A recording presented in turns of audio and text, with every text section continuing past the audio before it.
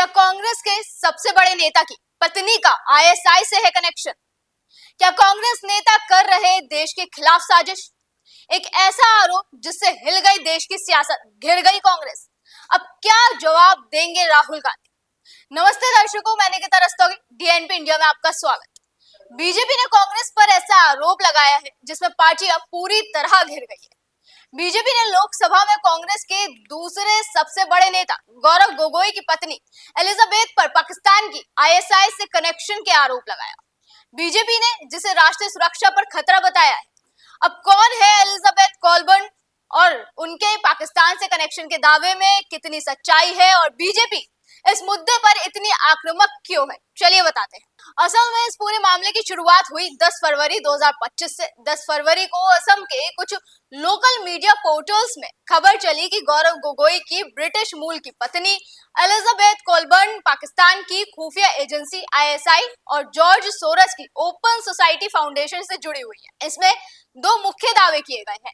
पहला, एलिजाबेथ ने 2010 से 2015 के बीच इस्लामाबाद में रहते समय एक एनजीओ के लिए काम किया था जो कथित तौर पर पाकिस्तान की खुफिया एजेंसी आईएसआई से जुड़ा हुआ था। और दूसरा, एलिजाबेथ के पीएचडी सुपरवाइजर अली तौकीर शेख न केवल पाकिस्तान के प्लानिंग कमीशन के सलाहकार थे बल्कि उनका संबंध उन एनजीओ से भी रहा है जिनकी भारत विरोधी गतिविधियों को लेकर जांच की गई थी। फिर 12 फरवरी को इस मामले में असम के मुख्यमंत्री हिमंता बिस्वा शर्मा की एंट्री हुई जिसमें उन्होंने गौरव गोगोई की पत्नी एलिजाबेथ कॉलबर्न को लेकर सवाल उठाए। उन्होंने सोशल मीडिया पर पोस्ट साझा कर लिखा कि आईएफएस यानी इंडियन फॉरेन सर्विस के अधिकारियों को किसी विदेशी नागरिक से शादी करने से पहले सरकार की परमिशन लेनी होती है।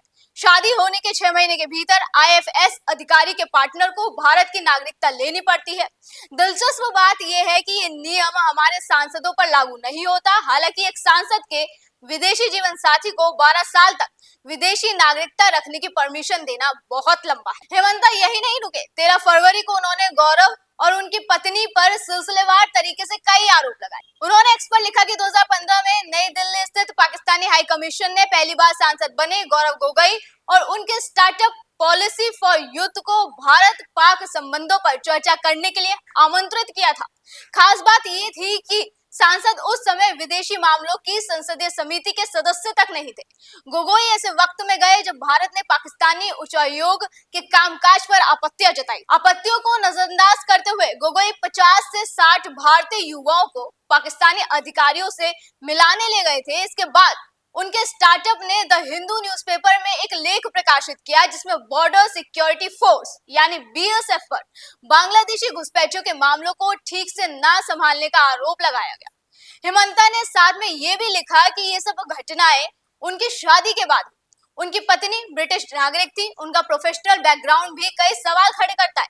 शादी से पहले वो एक अमेरिकी सीनेटर के लिए काम कर चुकी थी जिनका पाकिस्तान से करीबी संबंध था। बाद में उन्होंने पाकिस्तान में भी काम किया जहां वो एक ऐसी संस्था से जुड़ी रही जिसे आमतौर पर आईएसआई का मुखौटा माना जाता है। और इन सभी घटनाओं की टाइमिंग सांसद के राजनीतिक झुकाव और उनके काम को लेकर और भी संदेह पैदा करता है। तो ये वो सारे आरोप है जो हेमंता ने गोगोई और उनकी पत्नी एलिजाबेथ पर लगाए।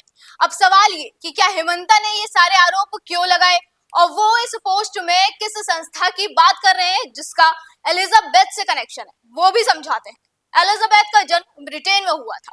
उन्होंने लंदन स्कूल ऑफ इकोनॉमिक्स से अंतर्राष्ट्रीय राजनीतिक अर्थव्यवस्था में मास्टर्स की डिग्री हासिल की और 2013 में उनकी शादी गौरव गोगोई से हुई।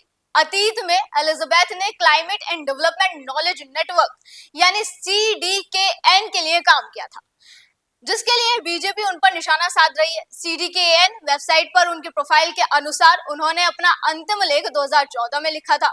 इसमें यह भी कहा गया है कि उन्होंने भारत और नेपाल में CDKN के कार्यक्रमों का कोऑर्डिनेशन किया।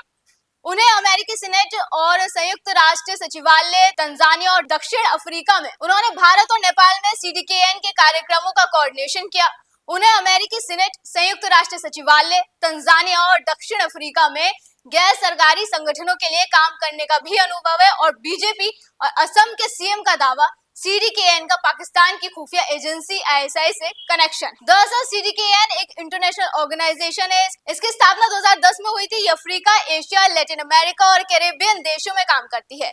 इनका मुख्य काम क्लाइमेट चेंज के विषयों पर रिसर्च, एडवाइजरी सर्विस और नॉलेज मैनेजमेंट करना है।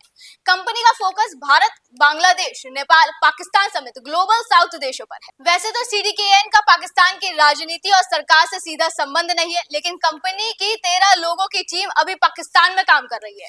अभी सवाल ये कि क्या शर्मा और गोगोई के बीच की यह अदावत नहीं है या फिर इसका पहले से ही कोई कनेक्शन है। तो मैं आपको बता दूं कि गौरव गोगोई और हेमंता विश्व शर्मा के बीच की खटास से जुड़ी कुछ गहरी बातें बताने जा रही। देखिए, हेमंता विश्व शर्मा पहले कांग्रेस में थे। उस समय वो गोगोई के पिता और असम के पूर्व मुख्यमंत्री तरुण गोगोई के करीबी सहयोगियों में से एक थे। 2014 में तरुण गोगोई ने अपने बेटे गौरव को सीएम पद का दावेदार बनाया। तो 21 जुलाई 2014 को हेमंता ने कांग्रेस पार्टी में सभी पदों से इस्तीफा दे। फिर 23 अगस्त 2015 में हेमंता ने कांग्रेस छोड़कर बीजेपी का दामन थाम लिया। 2016 बीजेपी ने हेमंता को इलेक्शन कन्वेनर बनाया और इतिहास रचते हुए असम की 126 विधानसभा सीटों में से बीजेपी ने अकेले 86 सीटें जीती और कांग्रेस सिर्फ 26 सीटों पर सिमटी। मई 2021 को हेमंता असम के नए सीएम बने, जिसके बाद 2023 में गौरव गोगोई ने सीएम हेमंता पर आरोप लगाया कि उन्होंने गलत तरीके से अपनी पत्नी रिनिका भुइया शर्मा की मीडिया कंपनी को 10 करोड़ की ग्रांट दिलाई। फिर 2024 में गौरव ने लोकसभा में हिंदू बहुल जोरहाट सीट से जीत दर्ज कर हेमंता को बड़ा झटका दिया और असम में सीएम के बड़े प्रतिद्वंदी के रूप में सामने आए। जिसके बाद अब हेमंता ने गौरव की पत्नी के पाकिस्तानी कनेक्शन के आरोप जोर शोर से उठाए हैं और इस पूरे मामले पर राहुल गांधी से जवाब मांगा। कहा जा रहा है कि गौरव गोगोई इस समय असम में कांग्रेस के सबसे बड़े नेता हैं। 2026 विधानसभा चुनाव में गोगोई एक तरह से कांग्रेस के सीएम फेस होंगे। ऐसे में कांग्रेस विधानसभा चुनाव उनके फेस पर ही लड़ने का सोच रही होगी। असम चुनाव में गौरव गोगोई और हेमंता विश्व शर्मा का मुकाबला होगा।